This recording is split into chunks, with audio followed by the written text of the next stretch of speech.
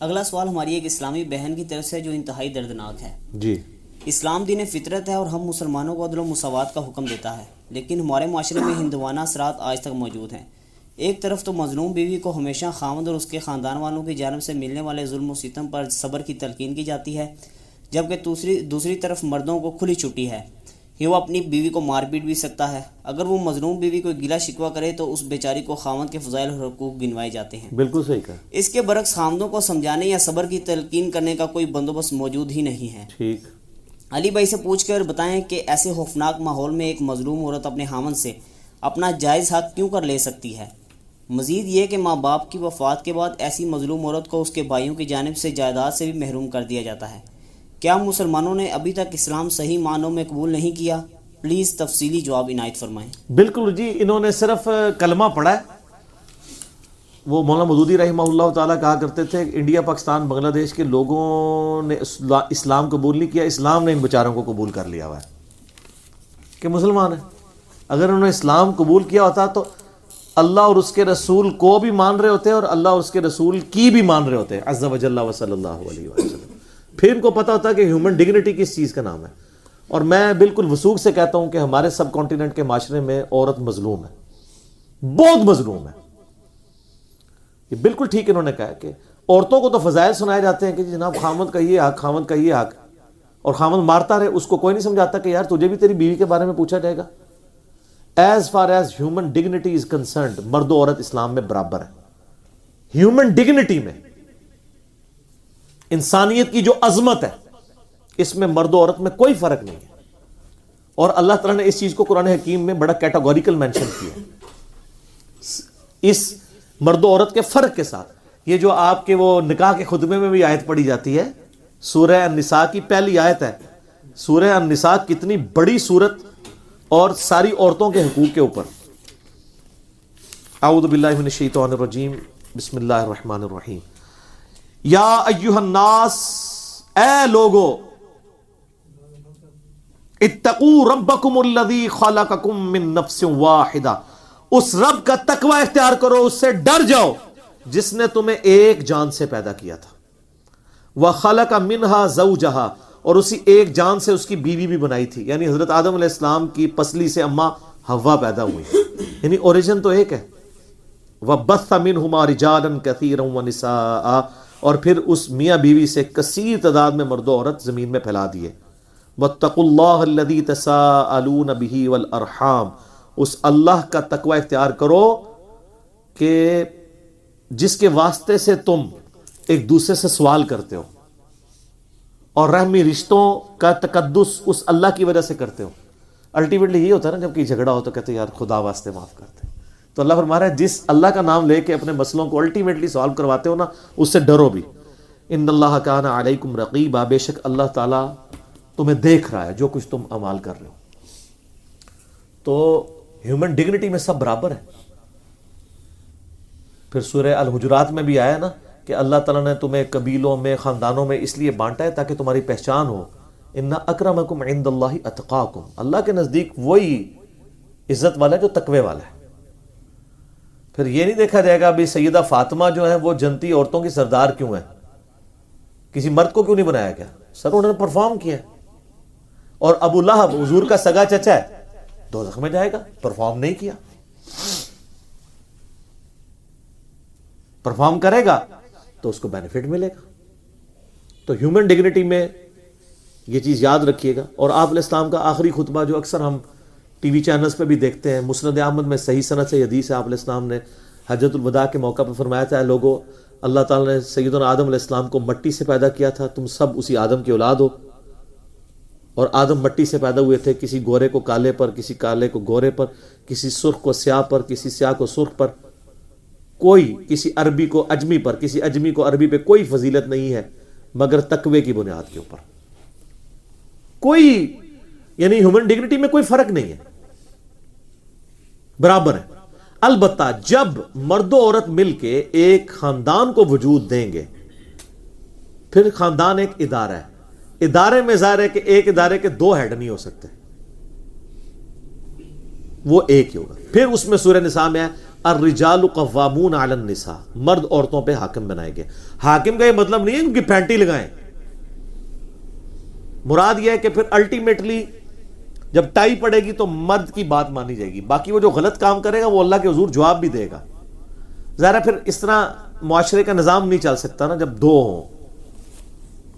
کسی بھی آرگنائزیشن کا بھی ایک ہی ہیڈ ہو سکتا ہے، نیچے آپ جتنے مرضی لگا لیں اوپر تو ایک ہی ہوگا نا، یہ نظام چل نہیں سکتا.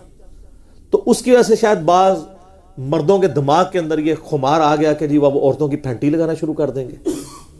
سورہ نساء میں یہ آتا ہے کہ اگر تمہیں اپنی عورتوں کی کچھ باتیں ناپسند ہیں تو ان میں کئی پسندیدہ عادتیں بھی تو ہوں گی.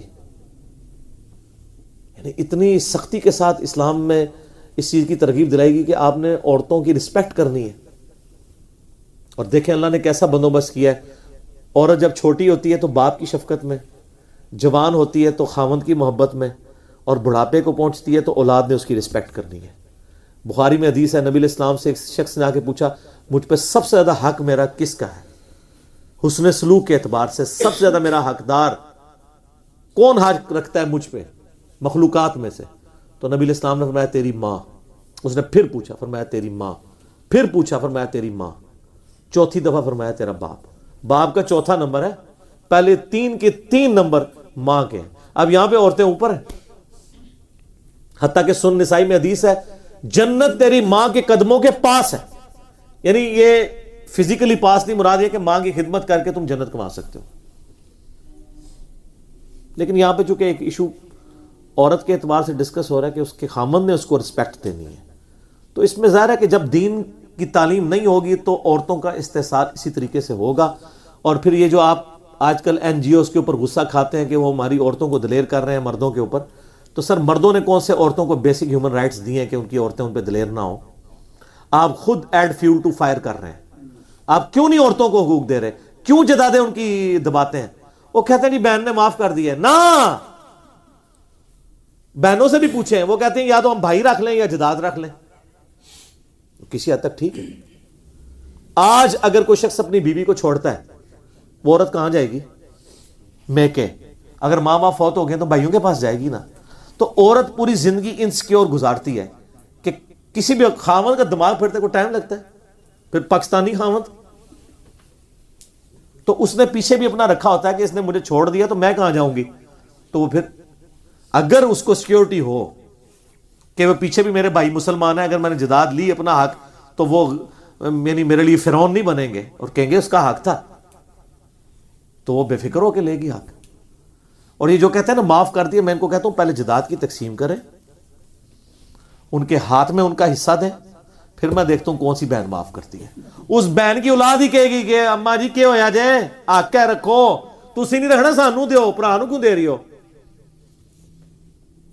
وہ ویسے ہی وہ معاف نہیں ہوتا، وہ جسے کہتے ہیں نا کہ انگور کھٹے ہیں. عورتیں بیچاری اپنی عزت بچا رہی ہوتی ہے کہ ٹھیک ہے جی اگر مانگ لیا تو بھائی پوری زندگی کے لیے ناراض ہو جائیں گے، جان ہی چھڑا لو. اور حالانکہ یہ وراثت کے قوانین وہ ہیں جو اللہ نے حدیثوں میں نہیں چھوڑے، قرآن میں ہے. سورہ نساء کا دوسرا سورہ نساء بھی پڑھ لو سر. اے مردوں میں ریکویسٹ کروں گا، عورتوں کے لیے بھی ہے، مرد بھی پڑھیں. شروع میں اللہ نے وراثت کے قوانین بیان کیے ہیں، عورتوں کا حق رکھا ہے اور کہا یہ اللہ کی حدیں ہیں، آپ نے اس کو پھلانگنا نہیں ہے. لیکن نہیں دیتے، کوئی حصہ نہیں ملتا. اور بعض ایسے بیوقوف ہیں وہ کہتے ہیں نہیں ہم نے جہیز دے دیا تھا نا تو وہ وراثت ہوگی. وہ وراثت نہیں ہے، وہ ہبہ ہے. وراثت تو الگ چیز ہے، وہ تو مرنے کے بعد تقسیم ہوگی. اسلام میں میاں بیوی وہ بنیادی اکائی ہیں جو مل کے خاندان کی تکمیل کرتے ہیں. اسی لیے آپ دیکھیں سورہ البقرہ میں، سورہ نساء میں، سورہ المائدہ میں میاں بیوی کو ڈسکس کیا گیا، ان کے حقوق کی بات ہوئی ہے، ڈیٹیلڈ چیزیں ڈسکس ہوئی ہیں، طلاق کے، نکاح کے مسائل. کیوں؟ بیسک جو یونٹ ہے نا اسلام میں وہ میاں بیوی ہے، ماں باپ نہیں ہے، بہن بھائی نہیں ہے، کیونکہ اسی سے معاشرہ آگے چلے گا.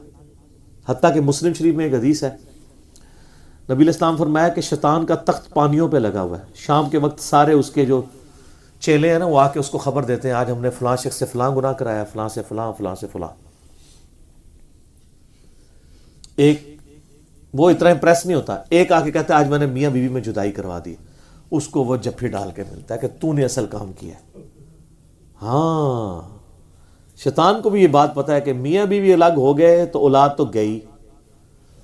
یہاں تو خامن سمجھتا ہے میں بیوی کو طلاق دے دوں گا تو اس کی میں نے مستقبل بگاڑ دیا, اور سر اس کے تو چانس ہے مستقبل بن جائے, تیرا بھی کچھ نہیں پلے رہنا. اگلے رشتے کے لیے جو آئیں گے وہ کہیں گے پہلی کیوں گئی سیا. یہ کسی خامن کے دماغ میں فطور ہے نا, وہ نکال دے کہ وہ عورت کو ذلیل کر دے گا. ذلیل وہ خود بھی ہوتا ہے, اور عموماً میں نے دیکھا کئی عورتیں ہیں جن کو اللہ تعالیٰ ان سے اچھے خامن دے دیتا ہے, ان کی جناب وہ کہتے ہیں کبے لت پہ کب بھی نکل گیا, ان کے ساتھ تو بڑی نیکی ہو جاتی ہے. تو یہ شیطان نے تخت لگایا ہوا پانیوں کے اوپر, اور وہاں یہ فیڈ بیک لے رہا ہوتا ہے, جس کے بارے میں نے کہا ہو سکتا ہے برمودا ٹرائنگل پہ ہی وہ تخت لگا ہوا ہو شیطان کا, عین ممکن ہے. تو نبی علیہ السلام نے میاں بیوی کے تعلق کے اعتبار سے بہت اسٹرکٹلی, بخاری مسلم میں ایک حدیث ہے, آپ علیہ السلام فرمایا عورت جو ہے نا وہ مرد کی ٹیڑھی پسلی سے پیدا ہوئی ہوئی ہے, اس کو سیدھا کرنے کی کوشش نہ کرو, اس سے نفع اٹھاؤ, کمپرومائز کرو. اگر سیدھا کرو گے تو توڑ بیٹھو گے, اور اس کو توڑنا اصل میں اس کو طلاق دینا ہے, کہیں توڑنا بیٹھنا. صحیح مسلم میں حدیث ہے, نبی علیہ السلام فرمایا کسی مرد کے لیے جائز نہیں ہے کہ وہ اپنی بیوی سے بغض رکھے. اللہ سے ڈرو. یہاں بغض رکھ لیتے ہیں نا, اگر تم اس میں الفاظ ہیں, اگر تمہیں اس کی کچھ عادتیں ناپسند ہیں تو دیکھو اس میں کئی خوبیاں بھی تو موجود ہوں گی, ان کو یاد کر لو. جہاں پہ وہ کہتے ہیں نہیں. پھر بخاری مسلم میں حدیث ہے, آپ نے فرمایا کیسے ہو مرد تم لوگ کہ صبح کے وقت اپنی بیوی کو مارتے ہو اور پھر رات کو اسی بیوی کو اپنے پاس بلاتے ہو ازدواجی تعلق کے لیے. ایسے کتنی ٹیکنیکل بات کی ہے. تو وہ آ بھی جائے گی تو کس موڈ کے ساتھ آ رہی ہوگی. تو آپ علیہ السلام نے یعنی یہ جو عورتوں کی پٹائی کا جن لوگوں کو شوق ہوا ہے نا, تو میں تو کہتا ہوں جو مرد بھی ادھر ادھر منہ مارتے ہیں نا, ان کی عورتوں کو بھی چاہیے کبھی کبھار تھوڑا سا کر دیا کریں پٹائی ان کی, لیکن چہرے پہ نہ مارا کریں. یہ نبی علیہ السلام نے منع کیا ہے. بخاری مسلم میں حدیث ہے کہ آپ نے چہرے پہ نہیں مارنا. بہرحال سورۃ المائدہ میں ہے کہ اگر میاں بیوی کا جھگڑا ہو جائے, جس طرح یہ اسلامی بہن کا سوال تھا, تو ایک بڑا جو ہے وہ مرد کی طرف سے اور ایک بڑا جو ہے وہ عورت کی طرف سے, ان بڑوں کو سامنے بیچ میں ڈال کے ان کی ڈسکشن کراؤ, کیونکہ جو دو آپس میں لڑ رہے ہیں وہ تو دونوں ہی اپنے آپ کو حق میں سمجھ رہے ہوں گے, اور جو بڑا بندہ ہے نا خاندان کا, جس نے دنیا دیکھی ہے, اس کو پتہ چل جائے گا, اس نے خود بھی اپنی زندگی گزاری ہوئی ہے, لیکن وہ بڑا نیوٹرل ہونا چاہیے. یہ نہ کہ میرے منڈے نے ٹھیک کیتا ہے تو میری کڑی نے ٹھیک کیتا ہے. خاندان کے بڑوں کو انوالو کریں اور وہ بڑے ڈیسائیڈ کریں, تو انشاءاللہ تعالی معاملات بہتر ہو جاتے ہیں. باقی اگر نہیں بھی بہتر ہو رہے پھر ٹھیک ہے طلاق کریں. یہ بڑا ظلم ہے کہ وہ جوانی سے لے کے تو بڑھاپوں میں نے 30 سال کے بعد بھی طلاقیں ہوتی دیکھی ہیں. نہیں بری ہوتی ہے, وہ بہنیں بیچ میں آ جاتی ہیں, انہیں جی نبھاؤ, بھابیاں آ جاتی ہیں نبھاؤ, کرتے کرتے الٹیمیٹلی. تو یہ طلاق ترمذی میں حدیث ہے, سنن ابن ماجہ میں, سنن ابی داؤد میں, کہ اللہ کو حلال چیزوں میں سب سے زیادہ ناپسند طلاق ہے. لیکن ہے حلال ہے, ناپسند اس لیے کہ اللہ چاہتا نہیں ایسا ہو, حلال اس لیے کہ کبھی واقعی جینوئن ضرورت پڑتی ہے. کسی شخص کے سینے پہ آپ گرائنڈر چلا سکتے ہیں نہیں, لیکن جب بائی پاس کرنا ہوگا پھر گرائنڈر تو چلانا پڑتا ہے, کیونکہ آپ اس کی جان بچا رہے ہیں. تو جب یہاں تک نوبت آ جائے پھر علیحدگی اختیار کرنی چاہیے. یہ زبردستی گھسیٹ کے رشتے نہیں نبھانے چاہیے. اور یہ یاد رکھیے گا خاوندوں کے لیے, جس طرح آپ کو حق ہے نا کہ آپ اپنی بیوی کو طلاق دے سکتے ہیں, آپ کی بیوی کو بھی حق ہے کہ وہ خلا لے سکتی ہے. آپ اس کو زبردستی روک نہیں سکتے. صرف یہ وعید ہے کہ جامع ترمذی میں حدیث ہے کہ جس عورت نے بغیر وجہ کے اپنے خاوند سے طلاق لی وہ جنت کی خوشبو بھی نہیں پائے گی. لیکن دنیا میں طلاق اسٹیبلش ہو جائے گی. اس حدیث کی بنیاد آپ روک نہیں سکتے اسے. وہ اس کا معاملہ ہے کہ وہ وجہ وہ اللہ ڈیفائن کرے گا کہ اسے آپ وجہ نہ سمجھ رہے اور وجہ ہو, یہ تو اس نے خود ڈیسائیڈ کرنا ہے نا. تو جس طرح آپ کو یہ حق حاصل ہے نا, اور یہ جو بدماش قسم کے مرد نہیں طلاقیں دیتے ہیں, یعنی طلاق تو ہونی نہیں چاہیے, خلا ہی لے لیں, تو اس کا فائدہ یہ ہے کہ وہ مسند امام شافعی میں حدیث ہے کہ اگر عورت خلا لے گی نا تو وہ دوبارہ اس مرد سے دوبارہ شادی کر سکتی ہے, لیکن اگر 3 طلاق ہوگی پھر نہیں کر سکتی. تو اگر کوئی عورت اس طرح کی ہو تو تنگ کر رہی ہے اور وہ جانا چاہتی ہے تو طلاق نہ دیں. اگر دینی ہے تو ایک دیں, ایک کے بعد 3 مہینے کے بعد ویسے ہی نکاح ٹوٹ جائے گا, ختم ہو جائے گا, وہ کسی اور جگہ بھی شادی کر سکتی ہے. ضروری ہے کون ہی ہے زنانی 3 دے کے پھر بعد میں لالے کرواتے پھر ہوتے ہیں وہ بھی حرام ہی ہیں, لالے کیا ہیں. سنن ابن ماجہ میں حدیث ہے حلالہ کرنے والے اور کروانے والے پہ اللہ کی لعنت، تو وہ تو اسٹیبلش ہی نہیں ہوگا. تو اگر ایسی صورتحال بن جاتی ہے تو عورت بھی طلاق لے سکتی ہے. باقی یہ ہے کہ دنیا میں آئیڈیل تو آپ کو نہ خاوند ملے گا نہ بیوی. یہ جتنے لفنڈر قسم کے نوجوان ہیں نا، ان سے پوچھیں بیوی کیسی ہونی چاہیے، کہتے ہیں نیک، شریف، پردہ دار. تو تسی تو ماشاءاللہ بڑے نیک ہو. تو قرآن میں ہے نا بدکار مردوں کے لیے پھر بدکار عورتیں ہی ان کے نصیب میں ہوں گی، اور نیکوکار مردوں کے لیے نیکوکار عورتیں. کبھی حادثہ بھی ہو سکتا ہے لیکن اوورآل ایسا ہی ہوتا ہے. میں نے تو ابھی تک یہ دیکھا ہے کہ جوڑے واقعی آسمانوں پہ بنے ہوتے ہیں. کوئی نہ کوئی ایسی چیز ہوتی ہے کہ وہ جوڑیاں چل رہی ہوتی ہیں. دو انج ایسی پیڑیاں آتا ہوتی ہیں نا، وہ بس ایک دوسرے میں نہیں چل سکتے ہیں. اس طرح کے بھی لوگ دیکھیں. بندہ کہتا ہے یار بڑی بری عورت ہے، یہ کیسے گزارا کر رہا ہوگا اس کا خاوند. تو خاوند ماشاءاللہ اس کو برا ہوئے گا، نہیں یار صحیح جوڑی پڑی ہوئی ہے. ٹھیک ہے نا. تو یہ اللہ تعالیٰ نے معاملات کیے ہوئے ہوتے ہیں. باقی اس کے لیے پریکٹیکلی نبی علیہ السلام کی مبارک زندگی ہمارے لیے رول ماڈل ہے. آپ علیہ السلام کی کیا شفقتیں اپنی بیویوں پہ. بخاری مسلم میں حدیث ہے، اما عائشہ کہتی ہیں کہ ایک دفعہ مسجد نبوی میں حبشیوں کی وہ نیزے والی یعنی وہ چل رہی تھی روٹین، پریکٹس کر رہے تھے وہ. تو میں نے حضور سے خواہش کی کہ میں نے دیکھنا ہے. تو آپ علیہ السلام کھڑے ہو گئے تو میں آپ کے پیچھے چھپ کے پردے میں سے وہ دیکھنا شروع کیا. اور آپ نے فرمایا کہ تم یہ سوچ سکتے ہو کہ ایک جوان لڑکی کتنی دیر کھڑے ہو کے یہ تماشا دیکھ سکتی ہے، یعنی شوق کی وجہ سے. اور نبی علیہ السلام اتنی دیر کھڑے رہے یہاں تک کہ میں نے کہا کہ بس، تو آپ علیہ السلام ہٹے. پھر سنن ابی داؤد میں حدیث ہے، نبی علیہ السلام سے اما عائشہ کہتی ہے میں نے ایک دن کہا یا رسول اللہ میں نے آپ کے ساتھ دوڑ لگانی ہے. دوڑ لگائی تو کہتی ہیں کہ میں آگے نکل گئی، نبی علیہ السلام پیچھے. پھر کئی سال گزرے تو نبی علیہ السلام نے فرمایا کہ عائشہ ایک دفعہ پھر دوڑ لگائیں دوبارہ. اب نبی علیہ السلام نے کہا تو وہ کہتی ہیں پھر اس دفعہ نبی علیہ السلام آگے نکل گئے اور میں پیچھے رہ گئی. وہ پہلے بھی حضور کی شفقت ہی تھی. ٹھیک ہے. تو آپ علیہ السلام اس لیول کے ساتھ بھی، یعنی آپ بخاری سے اٹھا کے دیکھیں، صحابہ کرام جب امہات سے پوچھتے ہیں کہ نبی علیہ السلام گھر آتے تو کیا کرتے تھے، تو کہتے ہیں گھر کے کام کاج، جو آپ کے لیے گستاخی ہے کیونکہ وہ ساس سسر کرنے نہیں دیں گے، وہ کہیں گے رن مرید ہو گیا. سر کئی ایک معاملات جڑے ہوئے نا. اور الٹا وہ یہ کہیں گے اسی لوگ بھی تے کر دیاں سن، اسی تے اپنے خامدانوں جناب ہلن نہیں دیتا کدے، تائیں تے تانوں بڈھے ویلے بھی گالاں کٹ دینے نا. ہلن جو نہیں دیتا تسی تو ہن بھگتو نا. ہلے ہوندے تو ایک دوسرے کا ریگارڈ تو کر رہے ہوتے نا. سر آپ نے کسی کے لیے کچھ کیا ہو تو وہ پھر بڑھاپے میں بھی پھر وہ خامد آپ کے لیے جو ہے نا وہ صحیح ثابت ہوگا نا کہ تھوڑا سا وہ اس روٹین سے بھی گزرا ہو. جیسے بچے بگڑ جاتے ہیں خامد بھی بگڑ جاتے ہیں. بالکل کھلی چھٹی بھی نہیں دینی چاہیے.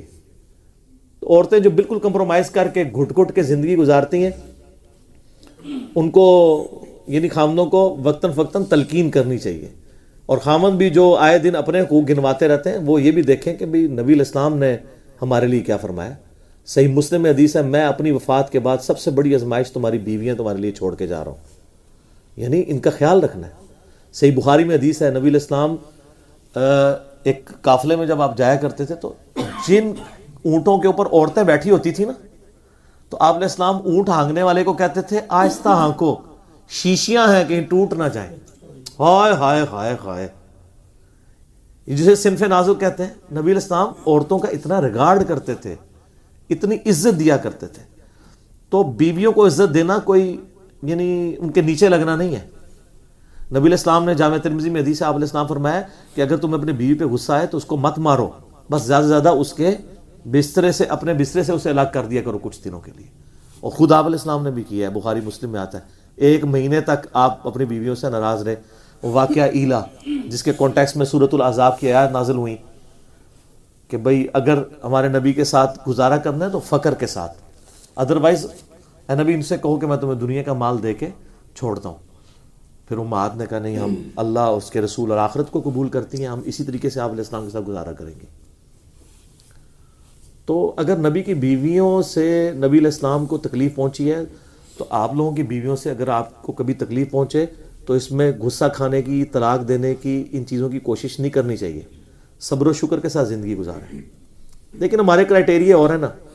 صحیح مسلم میں حدیث ہے عورت سے 4 وجہ سے شادی کی جاتی ہے: اس کی خوبصورتی کی وجہ سے، اس کے حسب نسب کی وجہ سے، اس کے مال کی وجہ سے، اور اس کے دینداری کی وجہ سے۔ آپ فرمایا اللہ کے بندو دینداری کو دیکھا کرو، دینداری آ گئی تو باقی ساری چیزیں تو آنی جانی چیزیں ہیں، وہ آ ہی جائیں گی۔ تو جو کرائٹیریا ہم نے یعنی رکھا ہوا ہوتا ہے نا، میں نے تو دیکھا ہے جس میں دنیا میں جس نے جو خواہش کی ہوتی ہے نا، اسی قسم کی چیزیں اس کے سامنے آ جاتی ہیں۔ اور اگر کسی نے واقعی دینداری مانگی ہوئی ہے تو اس کو دینداری مل جائے گی۔ یہ آپ کو جوڑے جتنے نظر آ رہے ہوتے ہیں نا، وہ اللہ نہیں بنائے ہوئے ہوتے ہیں، لوہے کو لوہے کاٹ رہا ہوتا ہے، میں نے دیکھا ہے۔ لیکن یہ یاد رکھیے کہ آپ کو زندگی گزارنے کے ایک تھم رولز بتا دیتے ہیں، ان میں سے ایک یہ ہے، جب بیوی کو غصہ آیا ہو تو آپ بھیگی بلی بن جائیں، اور جب آپ کو غصہ آ جائے تو آپ کی بیوی کو چاہیے بھیگی بلی بن جائے۔ اور اگر بھیک بک دونوں کو غصہ آئے گا پھر معاملے بگڑیں گے۔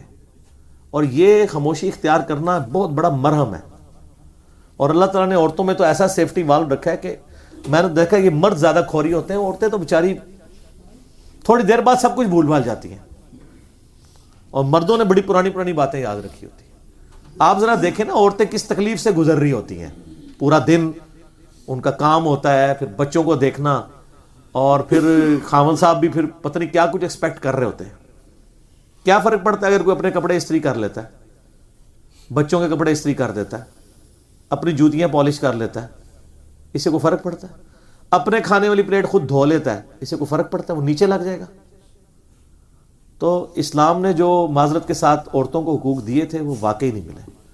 تو ہماری تو گردن شرم سے جھک جاتی ہے جب اس طرح کے ہمیں سوالات آتے ہیں نا، ہم کہتے ہیں یار واقعی عورتیں اوورآل اسلام آنے کے باوجود اس معاشرے میں مظلوم ہیں، حقیقت بات ہے۔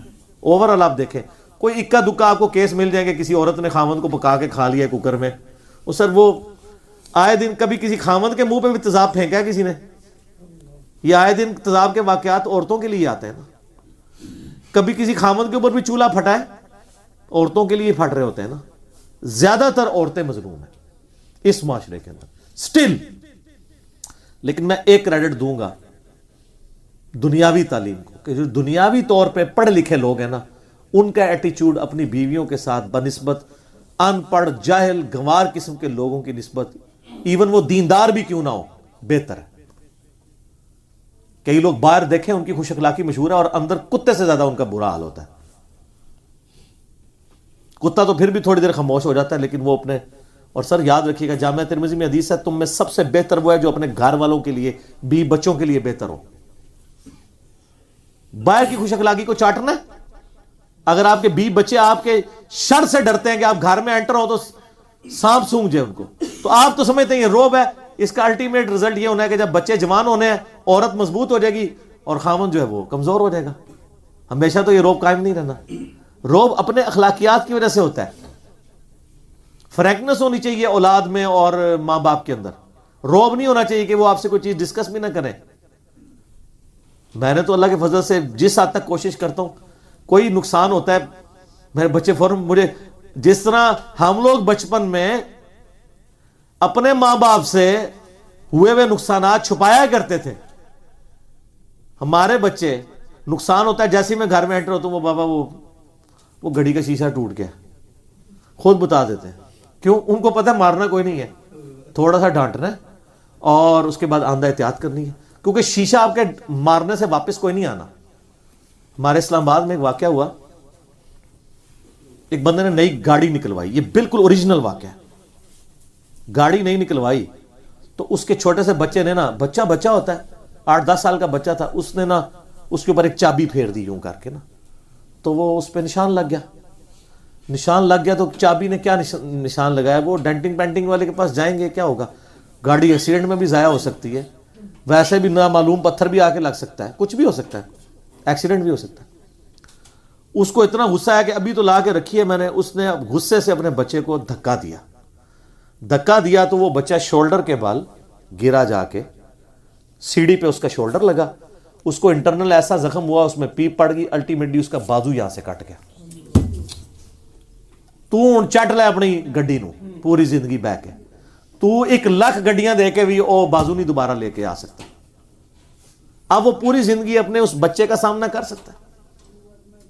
تو وہ بچہ کہتا تھا کہ بابا آپ کی گاڑی تو واپس آ جائے گی، میرا بازو کون دے گا مجھے؟ سر اچھا یہ 80-20 ایک رول بھی ہے، آپ کو پتا ہے گوروں نے بنایا کہ 80% مصیبتیں آپ خود لے کے آتے ہیں، شریعت کی طرف سے صرف 20 آتی ہیں، اللہ کی طرف سے 20 آتی ہیں. بالکل ایسا ہی ہوتا ہے. آپ دیکھیں مثلا میں آپ کو بتاتا ہوں، کوئی بندہ دفتر میں لیٹ ہوا ہے، اب لیٹ ہوا ہے، اس کی وجہ سے روٹ ڈرائیونگ کرتا ہے، ٹھوک دیتا ہے راستے میں کسی کو بندہ مار جاتا ہے، تو پھر وہ کہے گا یار آج میں چھٹی بھی کر لیتا، خیر تھا بندہ نہ میرے سے مرتا، میں تو پوری زندگی تاریخیں بھگتوں گا، لاکھوں روپے دے کے جان چھوٹتی ہے کورٹ سے. تو وہ مصیبت تو 20% بھی نہیں تھی، 80% نے خود کما لی. جس طرح اس بندے نے بھی، وہ ڈینٹنگ پینٹنگ والے نے 2000-3000 لے لینا تھا، یہ شولڈر تو کروڑوں اربوں روپے کا بھی نہیں لگ سکتا، تو بازو ہی کٹ گئی. تو ہمیشہ یہ جب بھی کوئی اس طرح کا مسئلہ آئے، میں اپنی زندگی میں فوراً یاد کرتا ہوں، کوئی مسئلہ مس ہینڈل ہو جائے نا، اس وقت خاموشی اختیار کر لیں، کیونکہ اس کے بعد جو مس ہینڈلنگ ہونی ہے نا وہ 80% ہونی ہے، اور آپ نے کہنا ہے کاش یار یہ میں بعد والا کام نہ کرتا، پہلے کی تو ریمیڈی ہو ہی جانی تھی، اب میں کیا کر بیٹھا ہوں. افراتفری مچا دیتے ہیں لوگ، وہ کیا ہو گیا.